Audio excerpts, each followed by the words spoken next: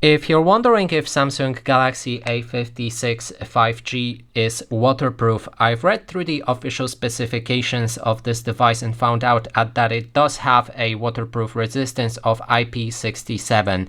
But what you can do and cannot do with this device is you should not expose this device to swimming pools or sea water.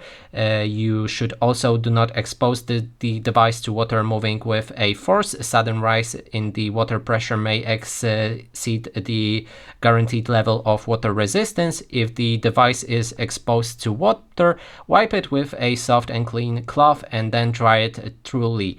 Then there's if the device is exposed to other liquids such as soapy water, oil, perfume, sunscreen, hand cleaner, or chemical products such as cosmetics.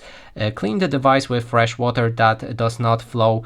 Wipe it with a soft and clean cloth and then dry it thoroughly before you use to maintain the water resistance. If the device have been immersed in water or the microphone or speaker is wet, sound may not be heard clearly during a call. And that is basically everything that it says in instructions. So thanks so much for watching.